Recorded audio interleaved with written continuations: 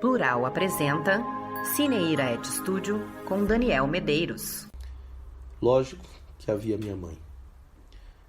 Mas eu era pequeno e não tinha ainda ideia do trabalho imenso que ela teve e teria para me criar e ao meu irmão.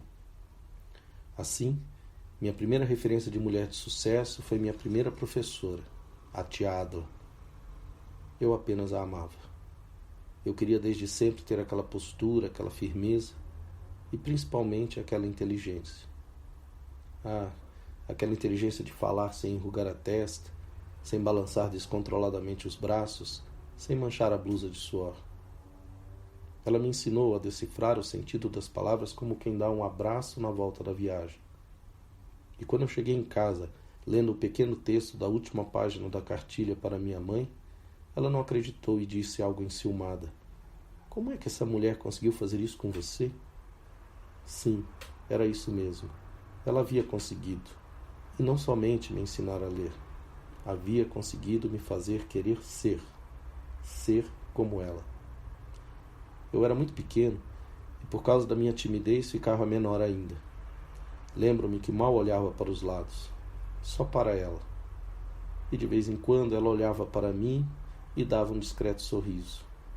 Ela era rigorosa, justa e terna. Nos seus gestos e na sua prática, aprendi sem saber sobre política e sociedade, sobre justiça e sobre direitos e responsabilidades. Com ela. Mais tarde, já na quarta série, lembro-me de uma outra professora, mas agora com tristeza. Ela suportava com um sorriso magro a algazarra que imperava na escola pública em frente à favela do Lagamar, em Fortaleza, onde morei nos anos 70. No alto, na parede, o olhar soberano que nos observava não era o dela, mas o do general-presidente. Certa vez, ela mandou como tarefa que buscássemos os sinônimos de certas palavras. Pedi o dicionário para meu pai e escrevi no caderno o que o livro preto, o pai dos burros, dizia. Na tarde seguinte, ela pediu a lição e só eu havia feito. Ela ficou radiante com o meu desempenho.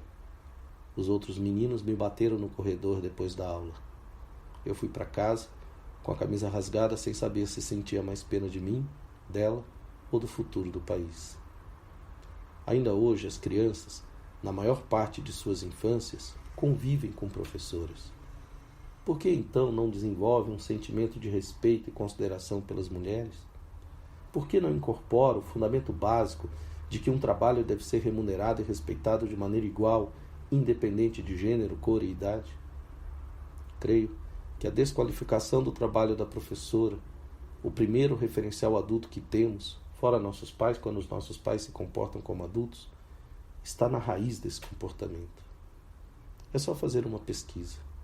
Eu queria ser como a minha primeira professora. Muitas crianças, meninas principalmente, queriam ser professoras porque essa profissão era cercada de respeito e dignidade. Mas aos poucos, essa ideia e esse desejo foi sendo dilapidado até chegarmos ao quadro desolador no qual nos encontramos. Qual criança quer ser como a sua professora? Quem quer receber o que ela recebe? Quem quer ter uma profissão sem valor e sem respeito como a dela? Se ficamos quase todos os anos de nossa infância na companhia qualificada de mulheres tão maravilhosas, como não nos tornamos um pouco mais humanos, justos e dignos? Posso estar errado, eu sei, mas acredito que se víssemos as professoras de todo o Brasil, como eu vejo na minha memória a professora Adla, duvido que seríamos assim.